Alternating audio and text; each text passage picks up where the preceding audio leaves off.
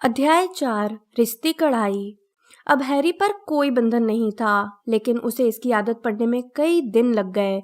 इससे पहले ऐसा कभी नहीं हुआ था कि वो अपनी मर्जी से जब चाहे तब सोकर उठ सकता था या जो चाहे खा सकता था। यहाँ तक कि वो अपनी मनचाही जगह जा सकता था, बशर्ते वो जगह छूमंतर गली में हो। और चूंकि ये लंबी घुमावदार सड़क दुनिया की जादूगरी की सबसे आकर्षक दुकानों से भरी पड़ी थी, इसलिए हैरी के मन में कभी इच्छा हुई भी नहीं कि वो फज से किया वादा तोड़े और मगलू दुनिया में वापस लौटे। हैरी हर सुबह रिश्ती कढ़ाई में नाश्ता करता था, जहां उसे दूसरे मेहमानों को देखना अच्छा लगता था।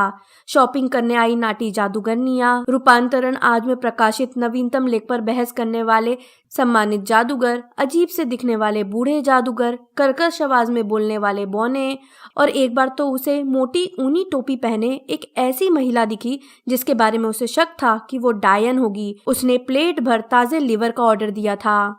नाश्ते के बाद हैरी पीछे वाले अहाते में जाता था, अपनी छड़ी बाहर निकालता था, कूड़ेदान के ऊपर बाईं तरफ की तीसरी ईंट को ठोकता था और फिर पीछे हटकर दीवार में छूमंतर गली के प्रवेश द्वार को खुलते देखता था। हैरी दिन भर दुकानों का सामान दिखता था और रेस्टोरेंट में सामने लगे रंगीन छातों के नीचे भोजन करता था, जहां बाकी ग्राहक एक दूसरे को अपना खरीदा हुआ सामान दिखाते थे। यह चंद्र दर्शक है, अब चंद्रमा के चार्ट बनाने की जरूरत नहीं पड़ेगी। या वे सीरियस ब्लैक के बारे में बातचीत करते थे। मैं अपने बच्चों को अकेले बाहर नहीं जाने दूंगा जब तक कि उसे पकड़कर वापस अज़्काबान नहीं भेज दिया जाता। हैरी को अब कंबल के नीचे छिपकर टॉर्च की रोशनी में होमवर्क करने की जरूरत नहीं थी। अब वो फ्लोरियन फोस्टेग्यू के आइसक्रीम पार्लर के बाहर सूरज की रोशनी में बैठकर अपने निबंध लिखता था। इस काम में कभी कभार फ्लोरियन फोस्टेग्यू खुद उसकी मदद कर देता था। मध्ययुगीन जादूगरनियों को जलाए जाने के बारे में उसे काफी ज्ञान था और इसके अलावा वो हैरी को हर आधा घंटे बाद मुफ्त में आइसक्रीम भी खिलाता था। एक बार हैरी जादूगरों के बैंक ग्रीन गॉर्ड में भी गया था। वहां उसने अपनी तिजोरी से सोने के सिकल, चांदी के गैलियन और कांसे के नट निकालकर अपने पर्स में भर लिए। इसके बाद उसे खुद पर बहुत संयम रखना पड़ा ताकि वो कहीं तत्काल अपने सारे पैसे खर्च न कर दे। उसे खुद को बार बार याद दिलाना पड़ा कि अभी उसे हॉगवर्ट्स में 5 साल और पढ़ना है, और यह भी कि डसली दंपत्ति से मंत्रों की किताबों के लिए पैसे मांगते समय उसे कैसा लगेगा। इन विचारों के कारण ही उसने ठोस सोने का पिशाच पत्थर नहीं खरीदा, मार्बल्स की तरह का जादूगरी का खेल जिसमें पॉइंट हारने के बाद पत्थर सामने वाले खिलाड़ी के मुंह पर एक बदबूदार द्रव छिड़क देते हैं। उसने कांच की आकाश गंगा का एक बेहतरीन घूमता मॉडल देखा जिसे खरीदने की उसकी बहुत इच्छा हुई। उसे खरीदने का अर्थ यह था कि उसे कभी खगोल शास्त्र की कक्षा में नहीं जाना पड़ेगा, लेकिन जिस चीज ने हैरी के संकल्प की असली परीक्षा ली वह उसे रिश्ती कढ़ाई में आने के एक हफ्ते बाद अपनी प्रिय दुकान क्वालिटी क्विडिच सप्लाईज में नजर आई। दुकान के सामने भीड़ लगी थी और लोग अंदर रखी किसी चीज को देख रहे थे। हैरी के मन में जानने की जिज्ञासा हुई कि वे क्या देख रहे थे। फिर रोमांचित जादूगरों और जादूगरनियों के बीच से जगह बनाते हुए वह दुकान के कांच के पास पहुंचा। वहां उसे नई चौकी पर एक बहुत सुंदर झाड़ू दिखी। उसने इतनी सुंदर झाड़ू पहले कभी नहीं देखी थी। अभी अभी आई है, बिल्कुल नया मॉडल, एक चौकोर जबड़े वाला जादूगर अपने साथी को बता रहा था। ये दुनिया की सबसे तेज झाड़ू है ना डैडी? एक बच्चे ने अपने पिता से पूछा। वह बच्चा उम्र में हैरी से छोटा था और अपने पिता की बाह पर लटका हुआ था। आयरलैंड की अंतर्राष्ट्रीय टीम ने हाल ही में इन 7 सुंदर झाड़ुओं का ऑर्डर दिया है, दुकान के मालिक ने भीड़ को बताया, और इस टीम को वर्ल्ड कप का संभावित दावेदार माना जाता है। हैरी के सामने खड़ी एक बड़ी जादूगरनी हट गई। अब हैरी झाड़ू के पास लगे साइन बोर्ड के शब्द पढ़ सकता था। Fire Boltt. इस तेज रफ्तार और शानदार झाड़ू के मजबूत हैंडल में हीरे की तरह कठोर पॉलिश है। हर झाड़ू का रजिस्ट्रेशन नंबर उस पर लिखा हुआ है। इस झाड़ू की पूंछ में लगी हर टहनी को पूरी सावधानी से चुना गया है और अधिकतम वायु गति के अनुकूल आदर्श ढंग से तराशा गया है। इसलिए फायरबोल्ट का संतुलन आदर्श और सटीक है। यह सिर्फ 10 सेकंड में 0 से 150 मील प्रति घंटे की रफ्तार पकड़ लेती है। इसके अलावा इसमें ब्रेक लगाने का अटूट मंत्र भी है। कीमत आग्रह पर फायरबोल्ट कितनी महंगी होगी? हैरी को यह सोचना अच्छा नहीं लगा। उसके मन में से खरीदने की जितनी इच्छा थी उतनी जिंदगी में कभी किसी चीज को खरीदने की नहीं हुई थी। लेकिन फिर उसने यह सोचकर खुद को तसल्ली दी कि वह अपनी निम्बस 2000 पर एक भी क्विडिच मैच नहीं हारा था और जब उसके पास पहले से ही एक अच्छी झाड़ू है तो फायरबोल्ट के लिए ग्रीन गॉड्स की अपनी तिजोरी खाली करने का क्या मतलब है।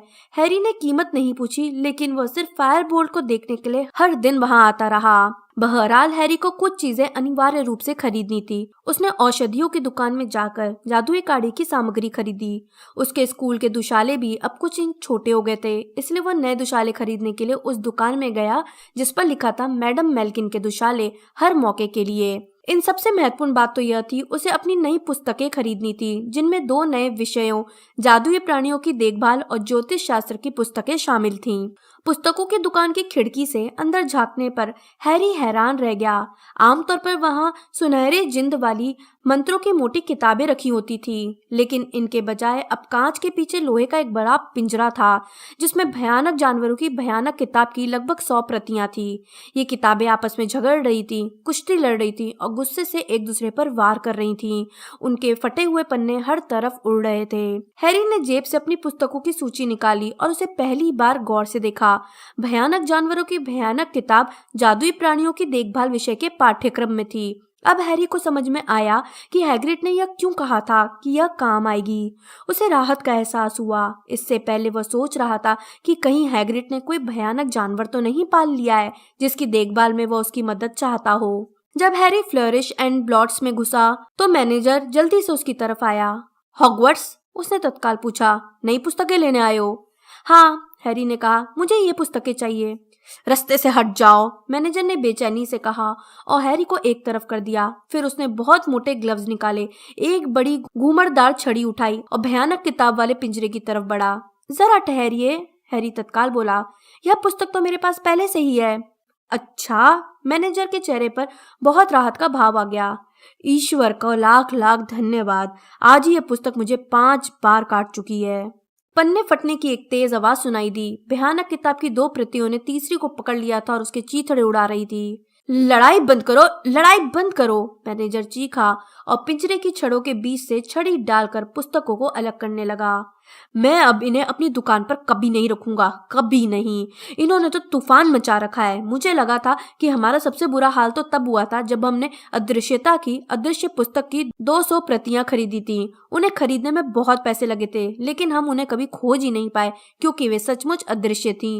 तो आपको और कौन सी पुस्तकें चाहिए?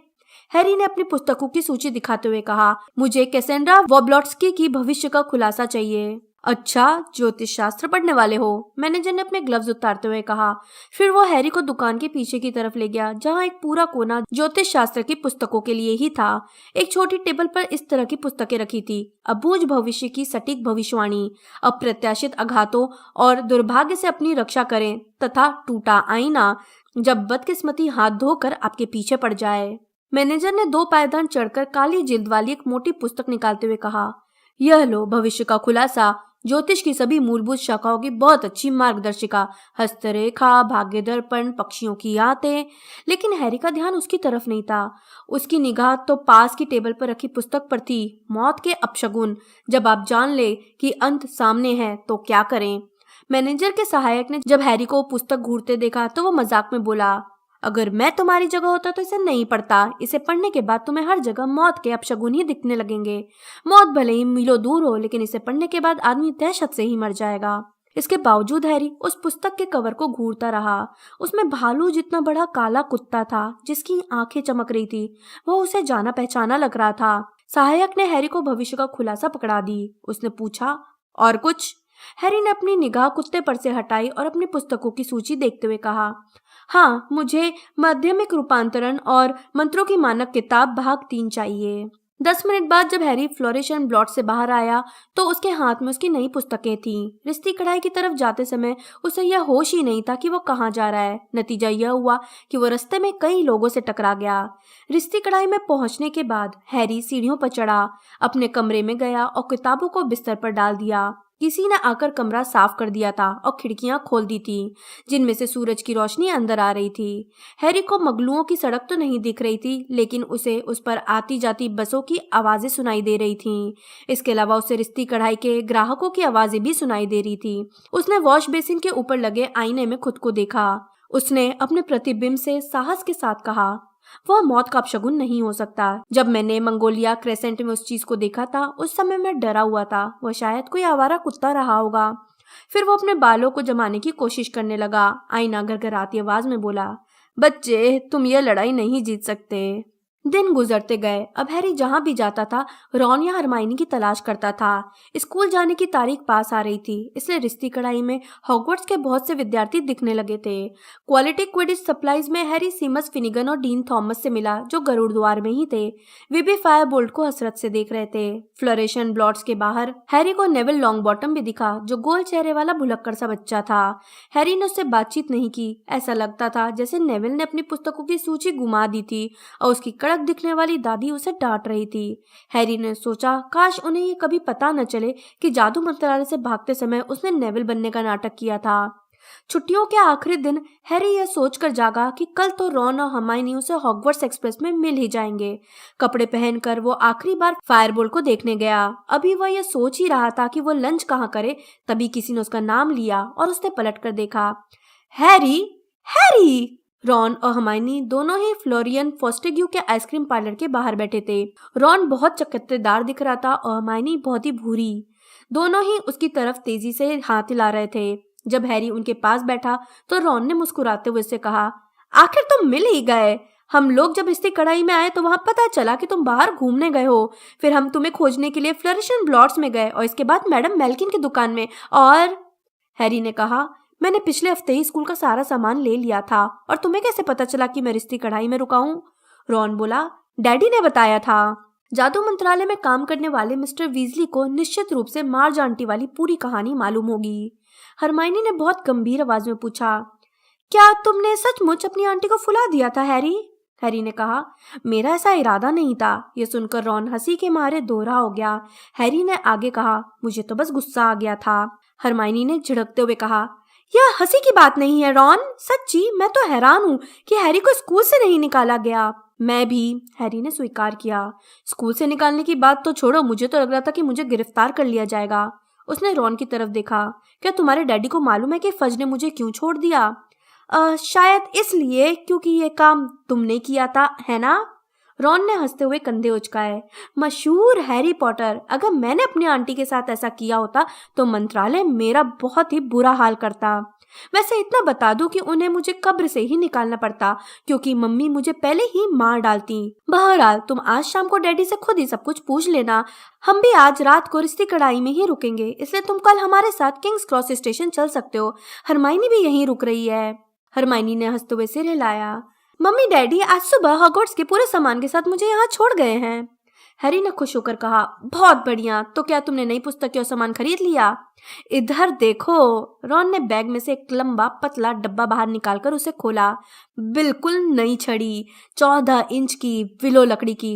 इसमें यूनिकॉर्न की पूंछ का बाल है और हमने अपनी सारी पुस्तकें भी खरीद ली हैं। उसने अपनी कुर्सी के नीचे रखे बड़े बैग की तरफ इशारा किया। भयानक किताब के बारे में मजेदार बात सुनो। जब हमने दुकान में कहा कि हमें भयानक किताब की 2 प्रतियां चाहिए तो दुकान वाला लगभग रो पड़ा। उन सब में क्या है हरमाइनी? हैरी ने हरमाइनी की कुर्सी के पास रखे एक नहीं बल्कि 3 भारी भरकम बैगों की तरफ इशारा करते हुए पूछा। हरमाइनी बोली, मैं तुम लोगों से ज्यादा विषय ले रही हूँ। उन बैगों में जादुई प्राणियों की देखभाल, अंकों के जादुई महत्व का ऐतिहासिक अध्ययन, ज्योतिष शास्त्र, पुरातन लिपियों का अध्ययन, मगलुओं का अध्ययन की पुस्तकें हैं। तुम मगलुओं का अध्ययन विषय क्यों ले रही हो? रॉन ने हैरी की तरफ से नजरें घुमाते हुए हरमाइनी से पूछा। तुम तो मगलुओं के घर ही पैदा हुई हो। तुम्हारे मम्मी डैडी मगलू हैं। तुम पहले से ही मगलुओं के बारे में सब कुछ जानती हो। मुझे लगता है जादूगरों के दृष्टिकोण से मगलुओं का अध्ययन करना बहुत दिलचस्प रहेगा। हरमाइनी ने गंभीरता से जवाब दिया। हैरी ने पूछा, क्या इस साल तुम्हारा खाने या सोने का कोई इरादा नहीं है हरमाइनी? रॉन हंस पड़ा। हरमाइनी ने इस बात पर ध्यान नहीं दिया। इसके बाद वो अपने पर्स को देखते हुए बोली, मेरे पास अभी 10 गैलियन बचे हैं। मेरा जन्मदिन सितंबर में है और मम्मी डैडी ने मुझे कुछ पैसे दे दिए हैं ताकि मैं अपने जन्मदिन का तोहफा थोड़ा जल्दी खरीद लूं। रॉन ने मासूमियत से कहा, एक और अच्छी किताब कैसी रहेगी? हरमाइनी शांत स्वर में बोली, नहीं, मुझे ऐसा नहीं लगता। मुझे दरअसल एक उल्लू चाहिए। मेरा मतलब है हैरी के पास हेडविग है और तुम्हारे पास एरल है। एरल मेरा नहीं है, मेरे परिवार का उल्लू है। रॉन बोला, मेरे पास तो सिर्फ स्कैबस है। उसने अपने पालतू चूहे को जेब से बाहर निकाला। और मैं इसकी जांच करवाना चाहता हूँ। ये कहते हुए रॉन ने चूहे को सामने वाली टेबल पर रख दिया। मुझे लगता है कि मिस्र की यात्रा में उसकी हालत पतली हो गई है। स्कैबस पहले से दुबला दिख रहा था और निश्चित रूप से उसकी हालत पतली लग रही थी। उसके मूंछ की बाल तक झुके हुए थे। जादुई जानवरों की दुकान में चलते हैं, हैरी ने कहा, जो अब तक छूमंतर गली से बहुत अच्छी तरह परिचित हो चुका था। वहां तुम स्कैबस की जांच करा लेना और हमायनी उल्लू खरीद लेगी। उन्होंने अपनी आइसक्रीम के पैसे दे दिए और सड़क पार करके जादुई जानवरों की दुकान में गए। दुकान के अंदर बहुत कम जगह थी। पूरी दीवार में पिंजरे ही पिंजरे भरे थे। अंदर बदबू और शोर शराबे का माहौल था, क्योंकि पिंजरे में बंद जानवर तरह तरह की आवाजें निकाल रहे थे। काउंटर के पीछे खड़ी जादूगरनी एक जादूगर को 2 मुंहे न्यूट्स की देखभाल करने के बारे में सलाह दे रही थी। इसलिए हैरी, रॉन और हरमाइनी इंतजार करते समय पिंजरों की तरफ देखने लगे। 2 बहुत बड़े बैंगनी मेढक मरी हुई मक्खियां खा रहे थे। रत्न जड़ित खोल वाला एक दैत्याकार कछुआ खिड़की के पास चमक रहा था। जहरीले नारंगी घोंगे अपनी कांच के टैंक में धीरे धीरे ऊपर आ रहे थे। एक मोटा सफेद खरगोश आवाज करते हुए रेशमी हैट में बदल जाता था और फिर से खरगोश बन जाता था। इसके अलावा वहां रंग बिरंगी बिल्लियां थी। पिंजरे में बंद काले कौवे शोर मचा रहे थे। कस्टर्ड के रंग की फरबॉल्स की बास्केट थी जिसमें से तेज तेज आवाजें आ रही थी। काउंटर पर चिकने काले चूहों का एक बहुत बड़ा पिंजरा था, जिसमें चूहे अपनी लंबी पूंछों का इस्तेमाल करके उछल कूद कर रहे थे। जैसे ही 2 मुंहे न्यूट्स वाला जादूगर वहां से गया, रॉन काउंटर पर पहुंच गया। उसने जादूगरनी से कहा, यह मेरा चूहा है। जब से यह मिस्र से लौटा है तब से इसकी हालत थोड़ी खराब लग रही है। जादूगरनी ने अपनी जेब से भारी काला चश्मा निकालते हुए कहा, उसे काउंटर पर पटक दो। रॉन ने अपनी भीतरी जेब से स्कैबस को निकाला और उसे चूहों के पिंजरे के पास रख दिया। अब पिंजरे में बंद चूहों ने उछल कूद बंद कर दी और वे स्कैबस को अच्छी तरह से देखने के लिए पास आने की कोशिश करने में झगड़ रहे थे। रॉन की लगभग हर चीज की तरह स्कैबस भी सेकेंड हैंड था। वह पहले रॉन के भाई पर्सी का था। खासतौर पर पिंजरे के चमचमाते चूहों के आगे वह खस्ता हाल दिख रहा था। जादूगरनी ने स्कैबस को ऊपर उठाते हुए कहा, इसकी उम्र कितनी होगी? रॉन बोला, पता नहीं, काफी होगी। पहले यह मेरे भाई के पास था। क्या इसमें शक्तियां हैं? जादूगरनी ने स्कैबस की गौर से जांच करते हुए पूछा। पता नहीं, रॉन बोला। सच्चाई तो यह थी कि स्कैबस ने कभी दिलचस्प शक्तियों का कोई चिन्ह नहीं दिखाया था। जादूगरनी की निगाह स्कैबस के दबे हुए बाएं कान से लेकर उसके अगले पंजे तक गई, जिसकी एक उंगली गायब थी। फिर उसने अफसोस करते हुए सिर हिलाया। उसने कहा, इसका समय पूरा हो गया है। रॉन ने रक्षात्मक अंदाज में कहा, कुछ समय पहले तक तो ये वैसा ही था जैसा पर्सी से लेते वक्त था। इसे इस तरह देखो, साधारण चूहे से 3 साल से ज्यादा जिंदा रहने की उम्मीद नहीं करनी चाहिए, जादूगरनी ने कहा। अब अगर तुम्हें ज्यादा समय तक चलने वाला चूहा चाहिए तो तुम इनमें से कोई सा चूहा चुन लो। उसने काले चूहों की तरफ इशारा किया जो तत्काल उछल कूद करने लगे। रॉन बोला, इतरा रहे हैं। अगर तुम्हें दूसरा चूहा नहीं चाहिए तो तुम अपने चूहे को यह रेड टॉनिक पिला सकते हो। जादूगरनी ने काउंटर के नीचे से एक छोटी लाल बोतल उठाते हुए कहा। ठीक है, रॉन बोला। कितने पैसे हुए? आउच! रॉन पीछे हट गया क्योंकि एक बड़ी नारंगी सी चीज सबसे ऊपर वाले पिंजरे से नीचे कूदकर रॉन के सिर पर आ गिरी थी। कूदते ही वो वहशी अंदाज में स्कैबस पर झपटी। नहीं क्रुक्शंस, नहीं! जादूगरनी चिल्लाई, लेकिन तब तक स्कैबस उसके हाथ से साबुन की टिकिया की तरफ फिसलकर फर्श पर कूद चुका था और दरवाजे से बाहर निकल चुका था। रॉन चिल्लाया, स्कैबस! स्कैबस के पीछे पीछे उसने भी बाहर दौड़ लगा दी। हैरी भी रॉन के पीछे भागा। स्कैबस को ढूंढने में उन्हें लगभग 10 मिनट लग गए। वो क्वालिटी क्विडिच सप्लाईज के बाहर रखे कूड़ेदान में छिपा बैठा था। रॉन ने कांपते हुए चूहे को दोबारा अपनी जेब में रखा और अपना सिर मलते हुए खड़ा हुआ। वह क्या चीज थी? या तो बड़ी बिल्ली थी या फिर एक छोटी शेरनी, हैरी बोला। हरमाइनी कहाँ है? शायद उल्लू खरीद रही होगी। वे वापस जादुई जानवरों की दुकान की तरफ जाने वाली भीड़ भरी सड़क पर चलने लगे। जब वे दुकान के पास पहुंचे तो हरमाइनी बाहर निकली, लेकिन उसके हाथ में उल्लू नहीं था। उसकी बाहों में तो एक बड़ी बिल्ली थी। तुमने इस वहशी बिल्ली को खरीद लिया? रॉन का मुंह खुला रह गया। कितनी प्यारी बिल्ली है ना? हरमाइनी ने उत्साह से कहा। हैरी ने सोचा यह तो अपनी अपनी पसंद है। बिल्ली का फर मोटा और रोएदार था, लेकिन निश्चित रूप से इसका एक पैर थोड़ा सा मुड़ा हुआ था और इसका चेहरा थोड़ा दुलचा हुआ लग रहा था, जैसे यह सीधे किसी ईंट की दीवार से टकरा गई हो। चूंकि बिल्ली को स्कैबस दिखाई नहीं दे रहा था, इसलिए वो हरमाइनी की बाहों में आराम से बैठी थी। रॉन ने कहा, हरमाइनी, उसने मेरे सिर पर छलांग लगाकर मुझे घायल करने की कोशिश की थी। हरमाइनी बोली, उसका ऐसा इरादा नहीं था, है ना क्रुक्शंस? और स्कैबस का क्या होगा? रॉन ने अपनी जेब के उभरे हिस्से की तरफ इशारा करते हुए पूछा। उसे आराम की जरूरत है। अगर तुम्हारी बिल्ली चारों तरफ घूमती रहेगी तो वो आराम कैसे कर पाएगा? इससे मुझे याद आया तो अपना रेड टॉनिक भूल आए थे। हरमाइनी ने रॉन को एक छोटी लाल बोतल देते हुए कहा, और चिंता मत करो, यह बिल्ली मेरे कमरे में सोएगी और स्कैबस तुम्हारे कमरे में। परेशानी क्या है? बेचारी क्रूक्शेंस, उस जादूगरनी ने बताया कि ये बिल्ली बरसों से उस दुकान में थी, लेकिन किसी ने उसे पसंद नहीं किया।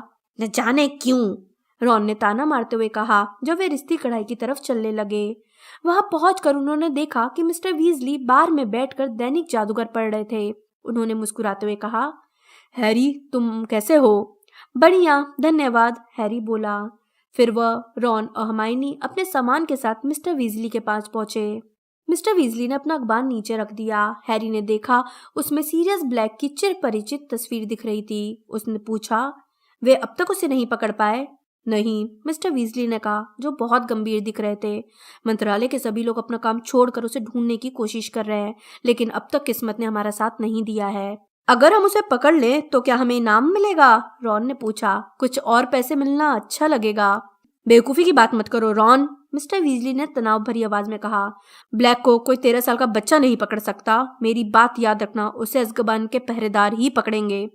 उसी पल मिसेस वीजली बार के अंदर आई। उनके हाथ में खरीदारी का सामान था। उनके पीछे जुड़वा भाई फ्रेड और जॉर्ज भी आए, जो हॉगवर्ट्स में 5th ईयर में पढ़ने वाले थे। उनके पीछे पर्सी था, जो हाल ही में हेड बॉय बना था। सबसे पीछे जिनी थी, जो वीजली परिवार की सबसे छोटी संतान और इकलौती लड़की थी। जिनी हैरी को चाहती थी। हैरी को देखते हुए वो बुरी तरह शर्मा गई। आमतौर पर वो जितना शर्माती थी, इस बार वो उससे भी ज्यादा शर्माई। ऐसा शायद इसलिए हुआ था क्योंकि पिछले साल हैरी ने हॉगवर्ट्स में उसकी जान बचाई थी। उसका चेहरा लाल सुर्ख हो गया और उसने हैरी की तरफ देखे बिना ही उसे हेलो किया। दूसरी ओर पर्सी ने हैरी की तरफ अपना हाथ बड़े ही नाटकीय अंदाज में इस तरह बढ़ाया जैसे वो पहले कभी हैरी से मिला ही ना हो। तुमसे मिलकर खुशी हुई हैरी। हेलो पर्सी, हैरी ने हंसी रोकते हुए कहा। मुझे आशा है कि सब कुछ अच्छा चल रहा होगा, पर्सी ने बड़प्पन वाले अंदाज में हाथ मिलाते हुए कहा। ऐसा लग रहा था जैसे हैरी किसी मेयर से मिल रहा हो। बहुत अच्छा, धन्यवाद। हैरी, फ्रेड ने पर्सी को कोनी से एक तरफ हटाया और सिर झुकाकर हैरी का अभिवादन करते हुए कहा, तुमसे मिलना बेहद आनंददायक है। बेहद सुखद, जॉर्ज ने फ्रेड को एक तरफ किया और हैरी का हाथ थाम लिया। बहुत मजेदार, पर्सी ने उन्हें गुस्से से घूरा। मिसेस वीजली बोली, चलो छोड़ो, अब मजाक बहुत हो गया। मम्मी, फ्रेड बोला, जैसे उसने उन्हें अभी उसी समय देखा हो। फिर उसने उनका हाथ पकड़कर कहा, आपको देखकर बहुत अच्छा लगा। मैंने कहा मजाक बंद करो। मिसेस वीजली ने अपनी खरीदारी का सामान एक खाली कुर्सी पर रखते हुए कहा। हेलो हैरी, मुझे लगता है कि तुमने हमारी रोचक खबर सुनी ली होगी। उन्होंने पर्सी के सीने पर लगे चांदी के चमकते बिल्ले की तरफ इशारा किया। परिवार में दूसरा हेड बॉय। ये बोलते समय उनकी छाती गर्व से फूल गई। और आखिरी, फ्रेड ने दबी आवाज में कहा, इस बारे में मुझे कोई शक नहीं है। मिसेस वीजली ने अचानक त्योरियां चढ़ाकर कहा, मैं ये देख रही हूँ कि तुम दोनों को प्रीफेक्ट नहीं बनाया गया है। हम प्रीफेक्ट बनना भी नहीं चाहते थे, जॉर्ज ने इस विचार के बारे में हिकारत से कहा। इससे सारा मजा ही खराब हो जाएगा। जिनी हंस दी। मिसेस वीजली ने कहा, तुम्हें अपनी बहन के सामने अच्छा उदाहरण पेश करना चाहिए। अच्छा उदाहरण पेश करने के लिए जिनी के पास दूसरे भाई हैं माँ, पर्सी ने बड़प्पन से कहा।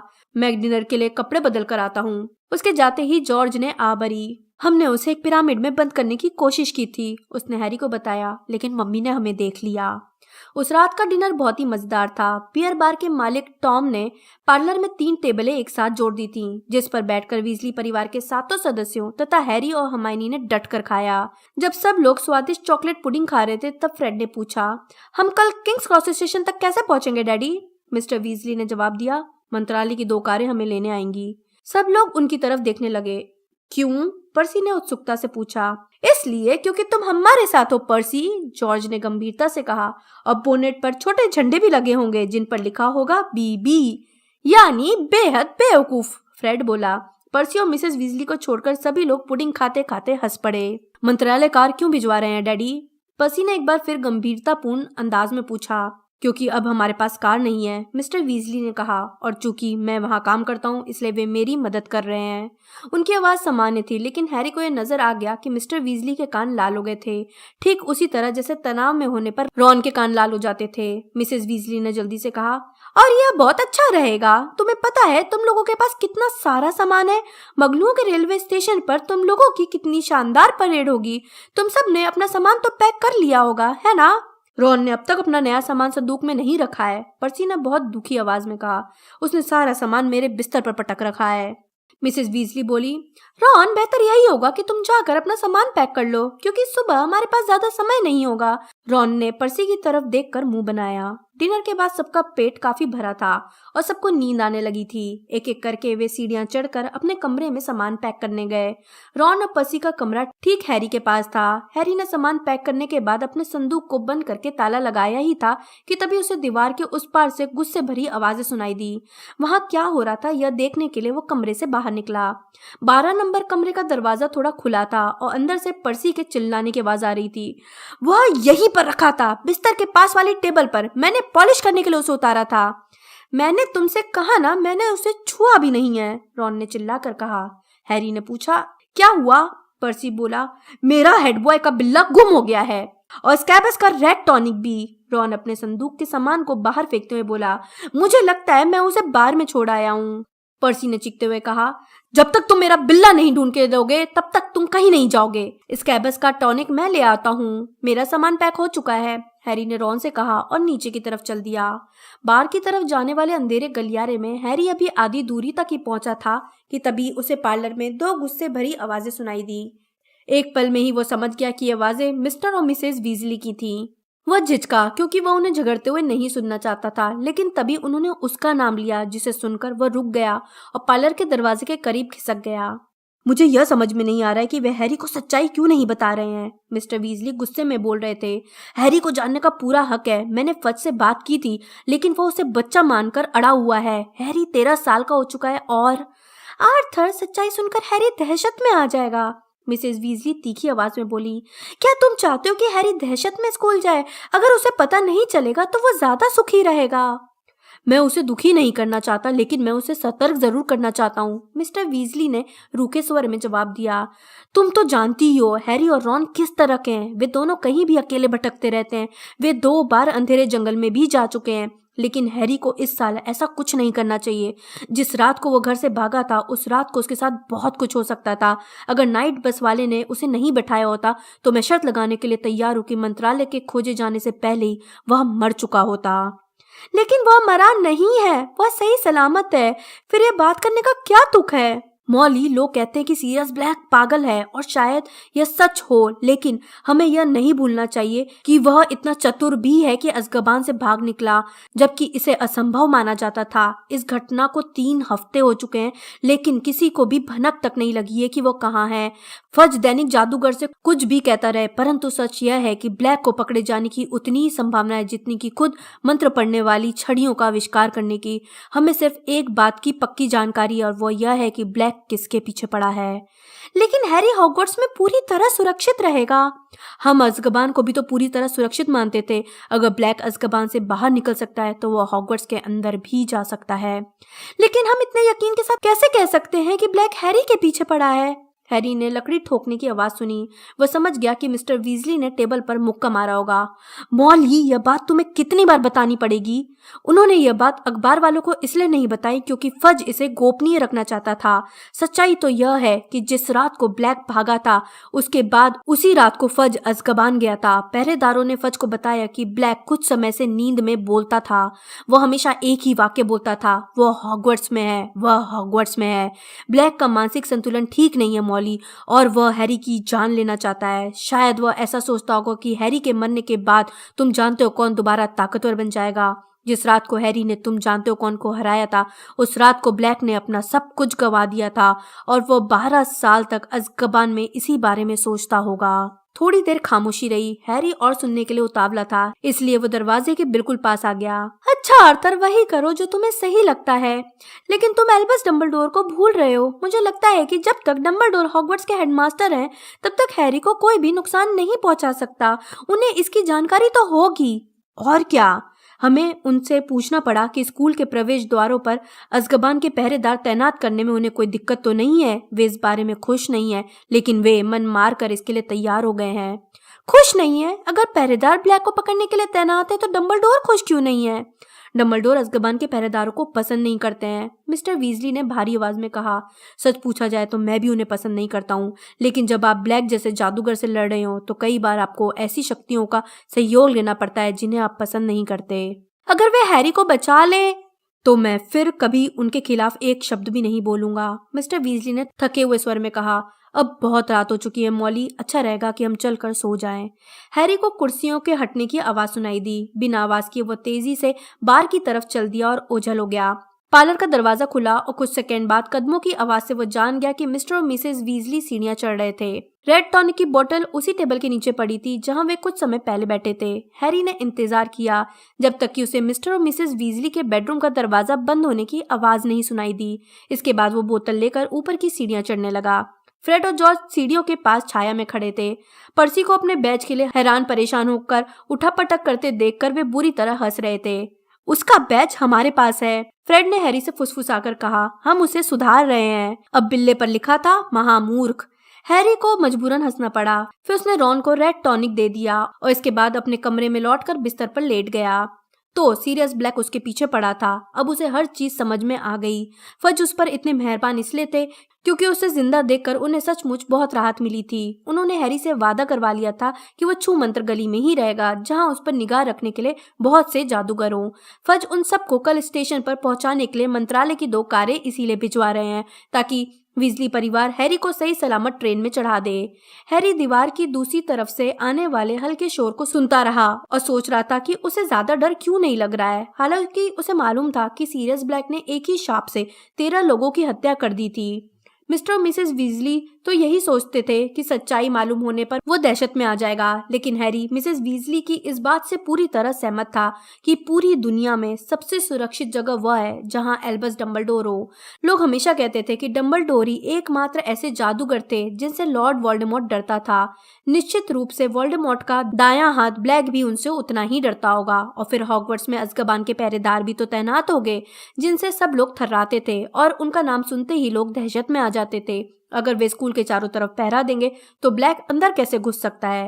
हैरी को सबसे ज्यादा दिक्कत इस बात से हुई कि अब उसकी हॉग्समीड की यात्रा की संभावना खत्म हो चुकी थी। जब तक ब्लैक गिरफ्तार नहीं होता तब तक कोई भी नहीं चाहेगा कि हैरी महल की सुरक्षा को छोड़कर बाहर निकले। दरअसल हैरी को यह शक हो रहा था कि जब तक खतरा गुजर नहीं जाएगा तब तक उसके हर कदम पर नजर रखी जाएगी। अंधेरी छत की तरफ देखकर उसने त्योरियां चढ़ाई। लोगों को यह क्यों लगता था कि वो अपना ध्यान नहीं रख सकता। वह 3 बार लॉर्ड वोल्डेमॉर्ट से बच चुका था। लोग यह कैसे कह सकते थे कि वो कुछ नहीं कर सकता। तभी उसके मन में मैग्नोलिया क्रेसेंट के उस जानवर की तस्वीर आ गई। जब आप जान ले कि अंत सामने है तो क्या करें। मैं मरना नहीं चाहता, हैरी ने जोर से कहा। यही नजरिया भी होना चाहिए, आईने ने नींद भरी आवाज में जवाब दिया।